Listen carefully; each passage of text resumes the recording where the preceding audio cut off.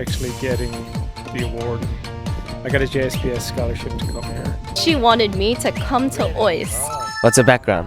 Oh yeah, so I was born in America, so in Philadelphia specific, and then I grew up there for until I was 10, and then I moved to Florida, only maybe an hour from Disney World. So I went there a lot for vacations and things.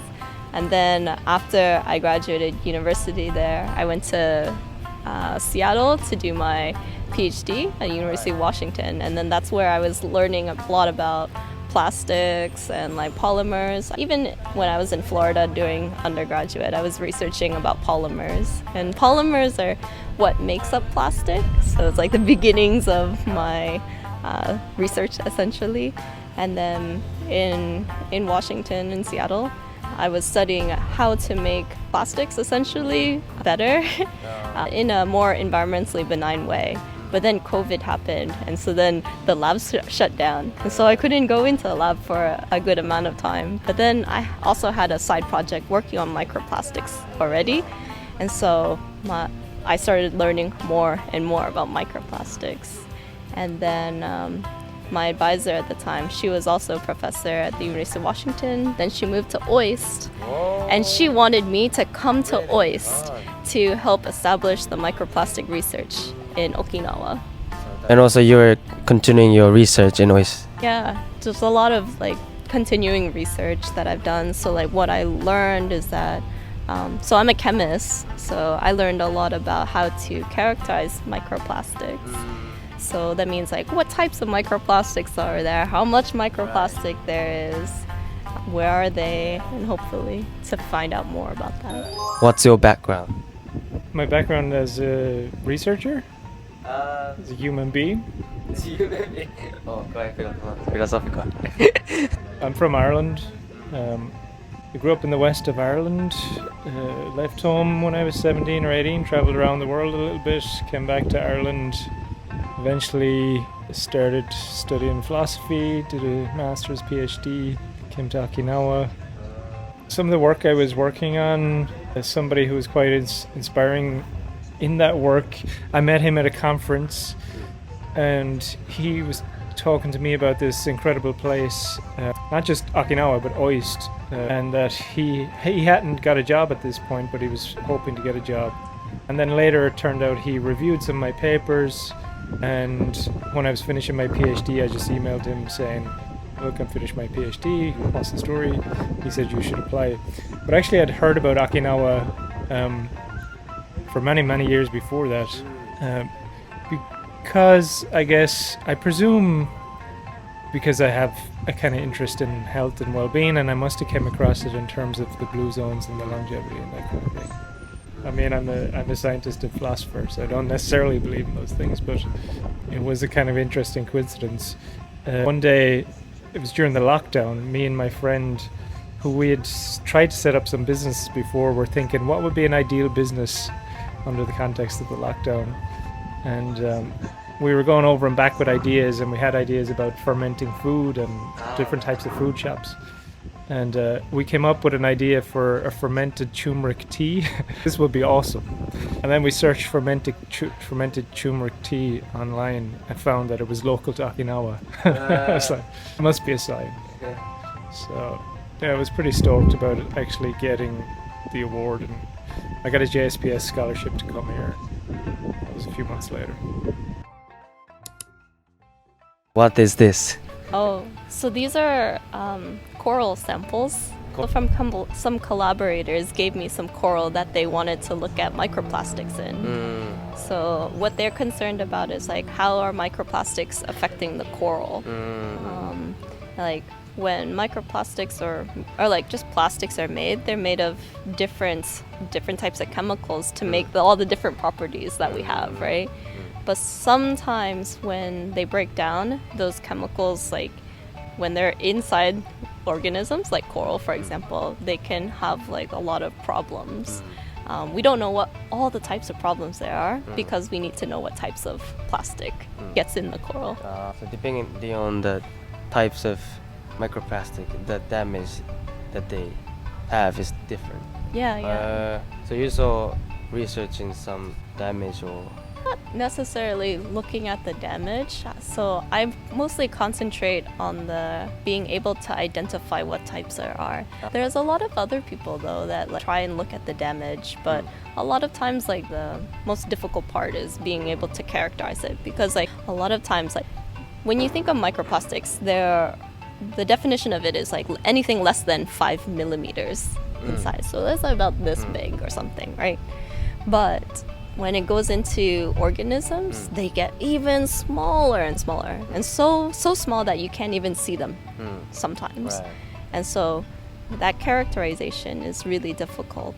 And so before we can like look at a lot of the toxicology and if it's toxic to organisms, we need to figure out what they are, how much they are. So then when we do all the tests of like toxicity, we know how much to study. This is like an example of some microplastics that I found in water. It's from some water. It looks just like a dust, right? Yeah. Well, microplastics, like in the air, microplastics can also move throughout the air as well. Because clothing, for example, is made out of plastic sometimes. And sometimes if you like ever hit your clothing, you found a lot of dust comes out. I mean, some of it is like cotton, some of it's like just dirt or like some natural material. But sometimes it's also like polyester or nylon or things like that that can come off. And you do breathe in plastic. It can go in the lungs too. So for example, during COVID, plastic was really necessary. It was really helpful in keeping masks and also like your vaccines and like antigen tests. But your mask is made out of plastic also. And so when it breaks down and everything, you could potentially be breathing that in. We might have had a lot of microplastic during COVID. Oh, for Maybe. sure. For sure. That's sad. But it's we don't know the entire effects of plastic yet. So you have to think about your body. Your body is able to like protect itself really well, right? Like immune system. Yeah, like your immune system, and then also like it gets rid of like waste and foreign materials. Like you sneeze, like, you're sneezing out pollen sometimes, and like sometimes like microplastics can get down to that size as well. And so right now, maybe it's not going to have like major effects yet, but the fact that we see it, we need to have like some concern that like, it might increase. And then once it increases, that might be dangerous. So what's your research about? So like patterns that emerge when you repeat them over time, or patterns that kind of emerge in relationship to certain environments and certain kinds of behaviors. So I was very interested in my PhD about how when two people interact, imagine me and you interact today and then we interact again tomorrow, we start to form habits in the relationship with each other, right? So like you know somebody for a long time, you'll have patterns of behavior with that person that are kind of habitual, but they belong to the relationship. So I was kind of exploring that and how that enables the reproduction of culture and so on.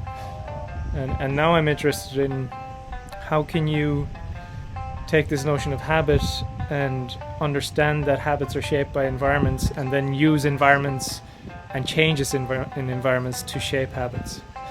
So like how can you design for specific types of habits? So I'm interested in questions around well-being and health and that kind of stuff. When we think about habits in health and well-being context too, we can think about like bad habits, right? How something becomes very rigid. Like I get a pattern of behavior and it's very difficult for me to break it. So whether that's addiction or depression or anxiety or OCD, right? They all have this kind of similar characteristic where there's a certain amount of rigidity or stickiness. So we think about how do you intervene on a system, a human being, so that you disrupt this kind of sticky tendency, right? And then how do you reshape the person in certain directions so that they're no longer stuck in that rigid pattern? I think one of the interests is that Okinawans used to be healthy. I mean, blue zone, Nambu center in area. It's in Okinawa, right? That's why people call Okinawa one of the blue zones. But lately, the healthy habits have been, disappearing from Okinawa, right? How do you see that kind of, situation? I'm not an expert in this stuff by any means, but I mean, the culture has transitioned so much, right? The culture that the centenarians probably were, or say are, and definitely were embedded in and rooted in, is very different than what the typical culture of the average Okinawan is today, I would expect. And even say people who are still living as long often are in cultures that maybe are a bit more slow moving and still have certain conditions in place. So I think what's interesting about that for our work, right, is that there's some obvious recognition that some set of conditions come together to enable a certain type of outcome, right? In this case, it's a long life. So in a sense, imagine these people were like plants, right? And we wanted to grow them and hope that they grow very long. Somehow they've got the ideal conditions here in Okinawa to do that, or had done at least. So when I think about habits and design, this kind of intersection of these two things, in a sense, that's the kind of question we're asking. Like, what are the ideal conditions, maybe for an individual, such that they can grow in a certain direction over some period of time? Because I think we all recognize that our environments dictate an awful lot about our action, and we need to be able to kind of sensitize ourselves to what ways our environments shape our action, so that we can kind of change that when needs be. I think it's mutual, right? So we change our environments change us. It's a kind of reciprocity, it's a circle, it never ends. But yeah, somehow, some of these more traditional cultures had, just the ideal configuration of conditions that led to certain sorts of outcomes, right? I mean, longevity is one outcome, but it's not the only outcome, right? If you wanted, I don't know, if you were trying to optimize for a party life, right, Okinawa maybe not the place, right? Maybe the conditions you want are Berlin. So it's like, at some point we're saying, well, we value this over this, and we're organizing the conditions to enable that. Because it's not obvious to me that that's the only thing that matters in life, right? Longevity or health or well-being, well-being, yes, let's say, that's something we generally all tend towards, but that doesn't include health for everybody, right? Some people think about health as a kind of nice to have or whatever, but it's not their focus. And I think we need to allow for that too, if we want to allow for kind of individual expression and so on.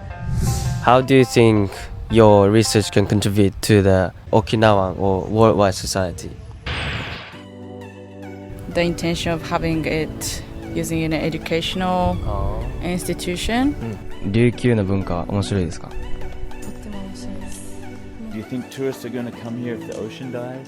And heritage artists